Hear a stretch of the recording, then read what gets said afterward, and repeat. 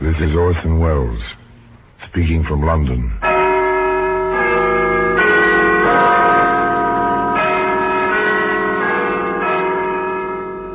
The Black Museum, a repository of death. Yes, here in the grim stone structure on the Thames, which houses Scotland Yard, is a warehouse of homicide, where everyday objects, a man's necktie, a woman's glove, a boy's school cap, all are touched by murder.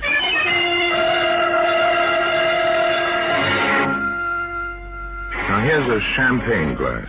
That's a familiar object, long stem, delicate curve, shining crystal.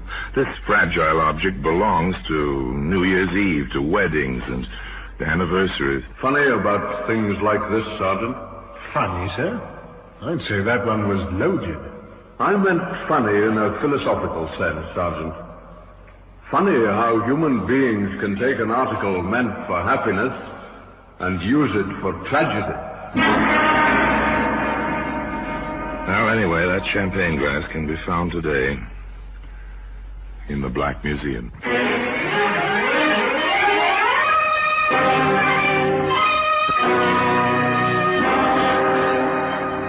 From the annals of the Criminal Investigation Department of the London Police, we bring you the dramatic stories of the crimes recorded by the objects in Scotland Yard's Gallery of Death, the Black Museum.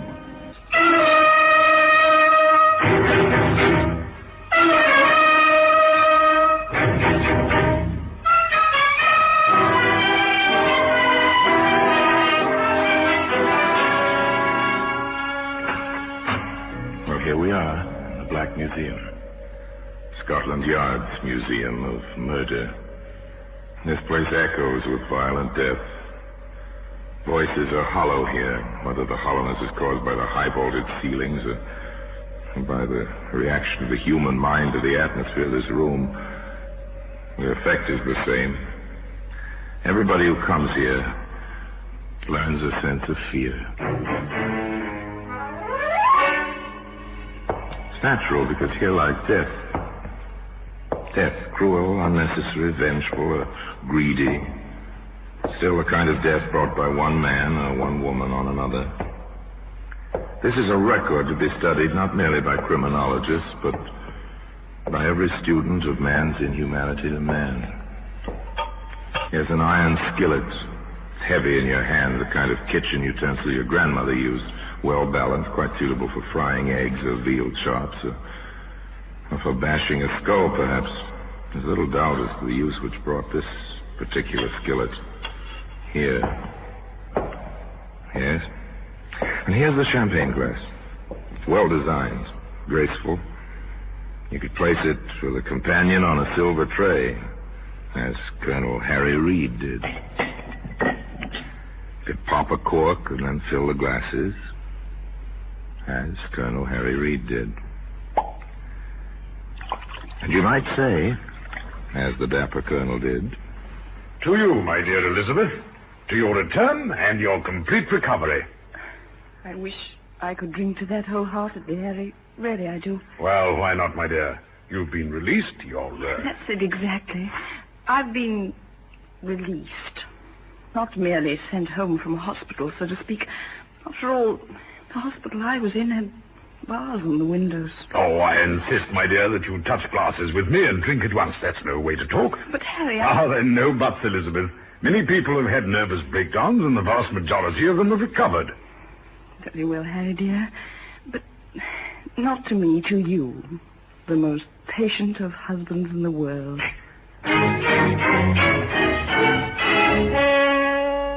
So they drank the champagne, and all was well.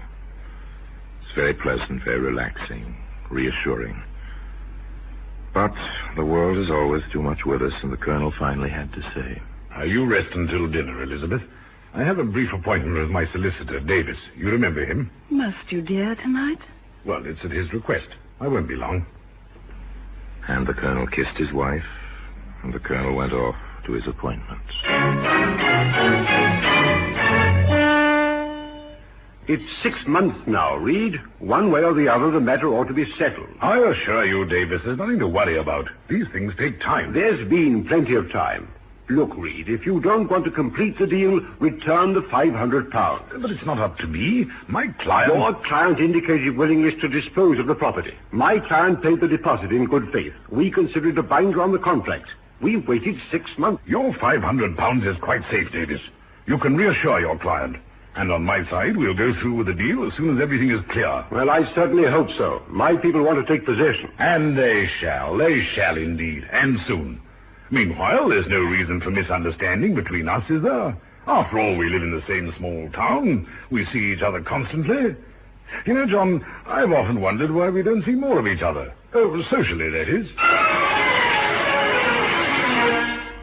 Rather a changeable fellow, the Colonel, isn't he? There were other changes ahead, more serious ones. The first came to public notice the night our Colonel called Dr. Ashley to his home.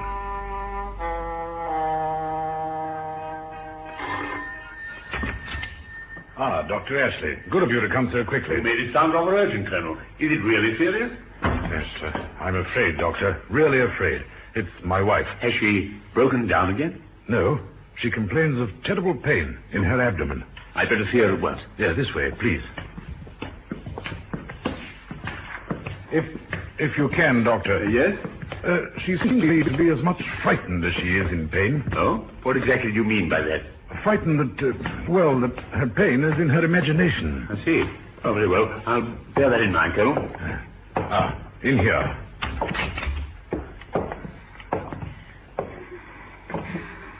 If you'll wait outside, Colonel, please.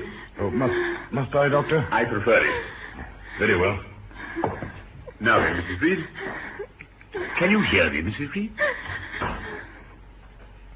The good Colonel waited outside the door. Up and down, back and forth he paced, almost as if he were once again on guard duty. Grim-faced, tense, he waited. At long last. You better come in, Colonel. Quick. Doctor, is she... I'm afraid so. I've done everything I can.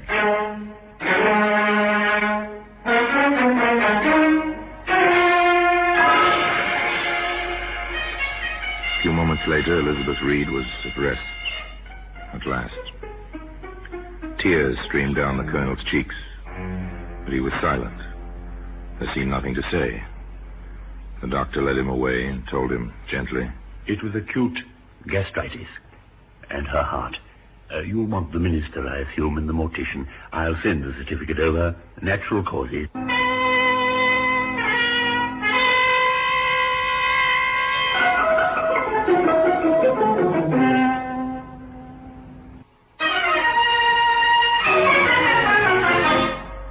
There was a well-attended funeral. The flowers were piled high in tribute to the Colonel's position in the town as well as to the memory of his wife. And then the Colonel resumed his life, somewhat more lonely but still active, bearing himself in military fashion as he went about his small real estate business, and time drifted by. 1 month, 2, and then one day on the main street. Good morning, Colonel. Ah, Davis, good to see you.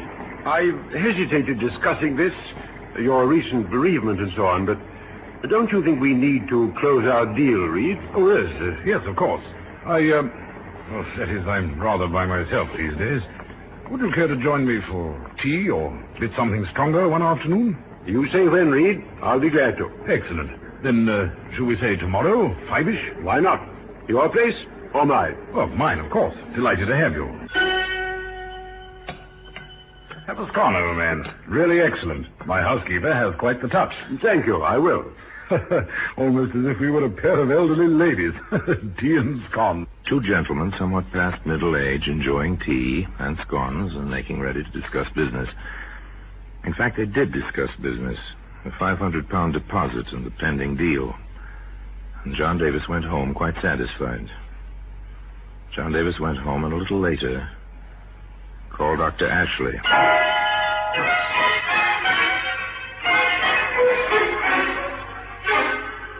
I don't understand you, Doctor. My stomach's like cast iron.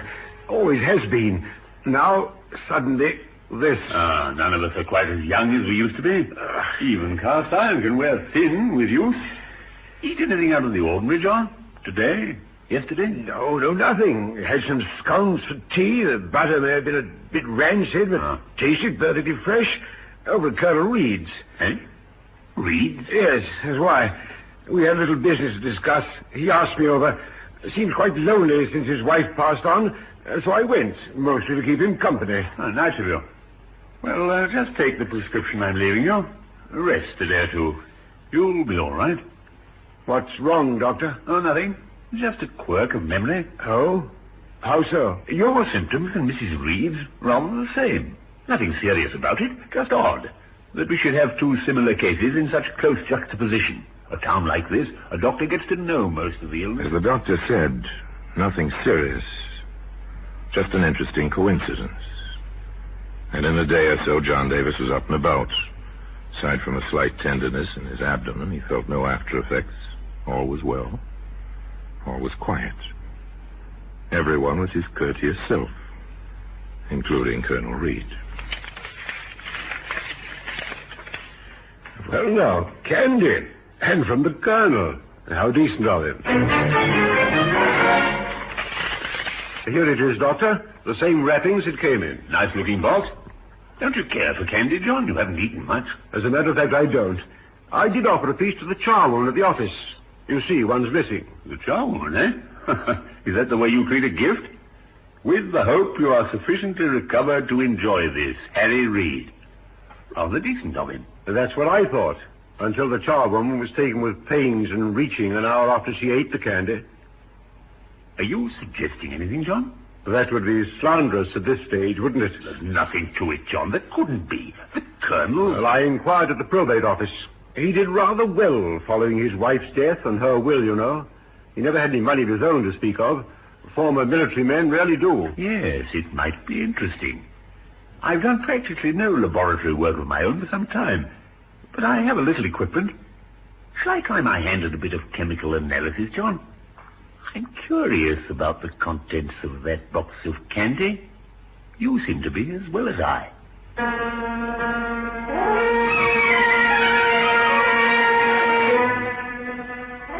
The doctor was methodical, to say the least. He took his time setting up his equipment, preparing reagents, making ready for his private little test. Meanwhile, John Davis ran into his friend the Colonel on the streets. John, good to see you. How are you, Harry? You're looking fit. Well, I try to keep that way. Well, care to join me for another attack of indigestion, old man? Well, today, the champagne glass we've been talking about can be seen, as you might expect, among the other exhibits in the Black Museum.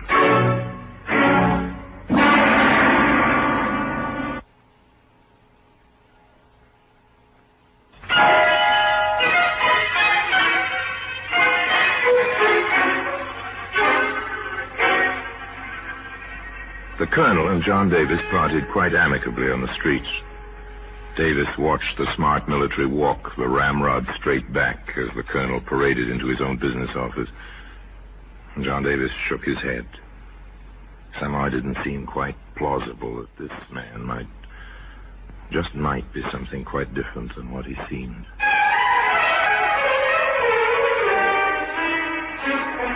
The next afternoon, the telephone rang in John Davis's office.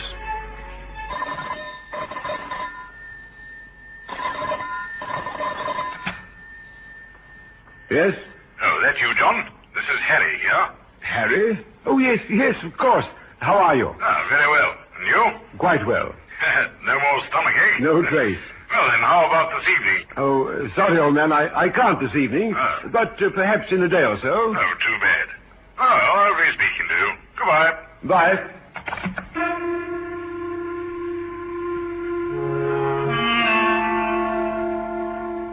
That evening, Davis had a previous appointment with Dr. Ashley in his makeshift laboratory.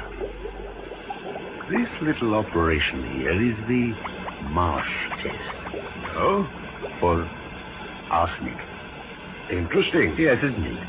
particularly since I found that every piece of candy in your gift box had arsenic in it. Good Lord!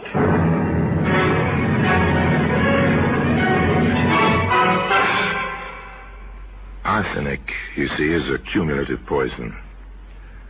A person may have a tolerance for quite a large amount of it, but it usually fails to pass through the human system. It accumulates, and bit by bit the fatal dose is built up until one day the victim dies.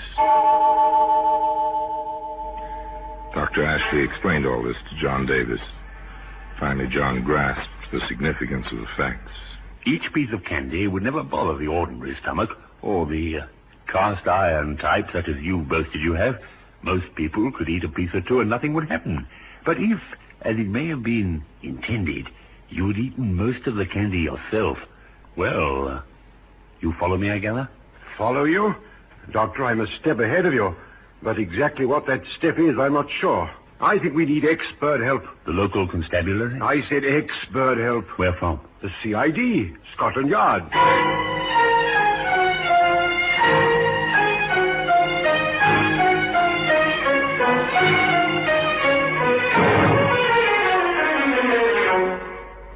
It was a clear, cogent letter reciting the situation as Dr. Ashley and John Davis knew it. It was addressed to the Home Secretary, a gentleman in the British government responsible for the police force in general. In due course, the letter reached the desk of Inspector Charles in Scotland Yard. Following the set routine, Inspector Charles showed the communication to his immediate assistant, Detective Sergeant Hatch. Well, nothing else for it. You and I will have to take a small trip to the country. Frankly, I won't mind. I can use a touch of country air after all. They came into the quiet town unobtrusively. Two men on a walking tour, vacationists. They put up at the inn. Toward sundown, they strolled about the town, quite casually. They turned in at the gate with its little sign announcing that Dr. Ashley had his dispensary there. Once, however, within the doctor's office. Now then, Doctor, perhaps you'd let Sergeant Hatch and I have it from the beginning. Well, my entrance into the situation came shortly after Mrs. Reed returned from the sanitarium. She'd been ill? Mentally ill. Nervous breakdown? Rather more than that. She'd been certified insane. She was discharged as being quite stable once again. And you were called in? In my professional capacity. I found her past help. Acute gastritis, or so it seemed at the time. But it doesn't seem so now? You understand, Inspector, I have no facts.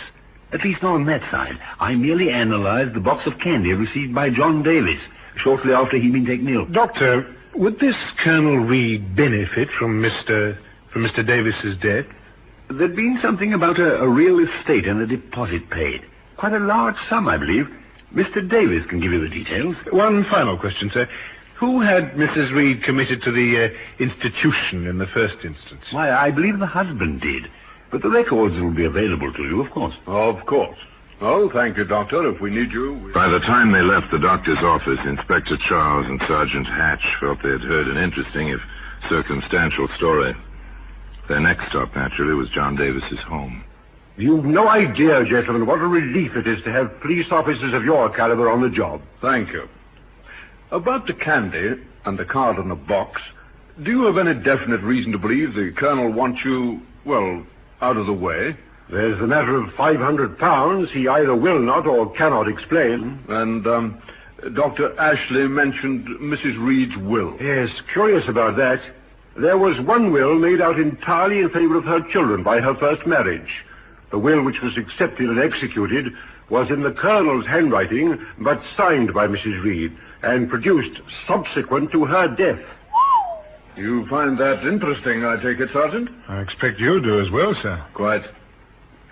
Mr. Davis, do you think it might be possible to exhume Mrs. Reed's body without the matter becoming common knowledge in the whole town?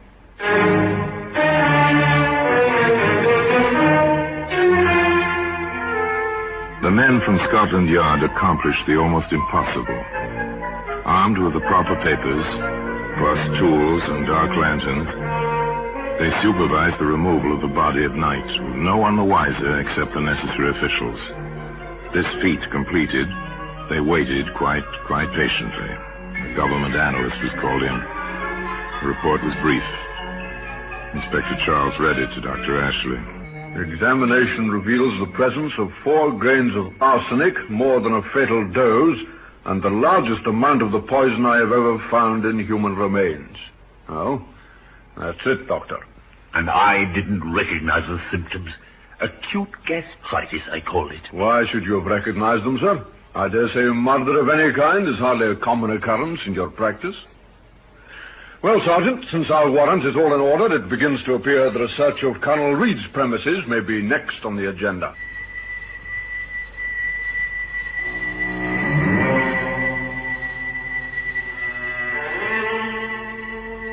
Now the pretense of the walking tour was completely discarded. It was Saturday, and the sleepy little village was just about bestirring itself.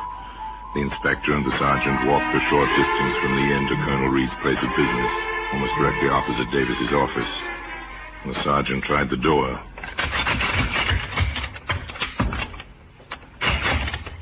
Not locked, sir. A locked door in these parts would arouse more suspicion than not.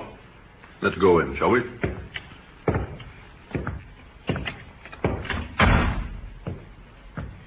One file cabinet, one desk, telephone, chair for visitors. Can't do much of a business. I dare say not. Let's get to it. The search was quite thorough. The desk was emptied of its contents.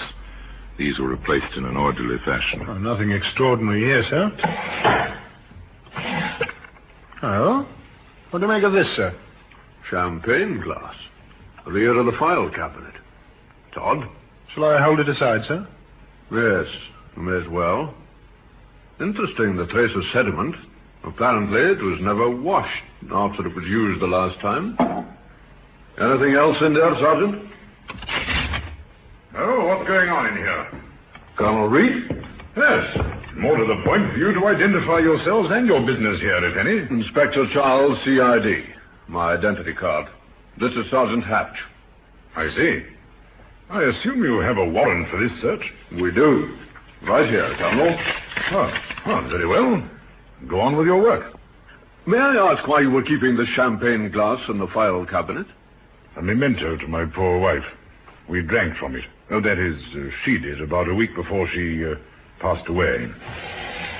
A nice gesture, if I may say so. And still with a trace of the sediment at the bottom. Careful, sir. It'd be a pity to have the glass break after all this time. Oh, sorry. Awkward of me to brush against it like that. Yes, wasn't it? All right, Sergeant, you can open the desk drawer the Colonel just closed and see what he put in it. But you said you'd finish. Your pardon, Colonel. I've had quite enough of this. These paper packets weren't in here a few minutes ago, Inspector. How many? Oh, yeah, I won't have 20 of them, sir. I'll take one. Thank you. White powder. Well, This wouldn't be arsenic, would it, Colonel? it not only would be, it is. Really? Well, as you can see, I'm wearing my gardening coat. Ordinarily, I do not come into the office on Saturday, but something came up. I've been planning an experiment in my garden, hence the arsenic. A gardening experiment? With 20 packets of arsenic? Yes. My lawn is plagued with dandelions, roughly 24 of them.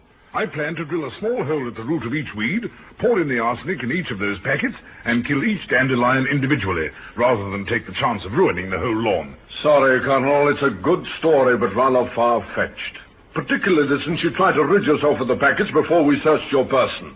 And particularly since the charge pending is willful murder of your wife by arsenical poisoning. But this is ridiculous! Someone is... Sergeant! Keep that champagne glass safe before Colonel Reed succeeds in smashing it. Yes, sir. Colonel Reed, you are under arrest. The charge is murder.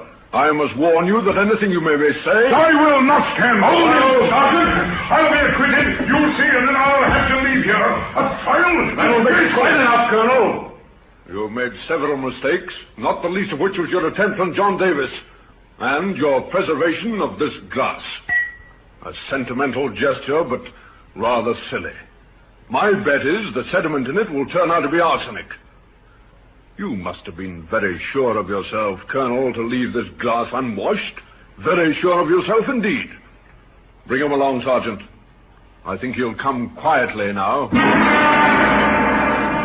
And today that champagne glass can be seen. in the Black Museum.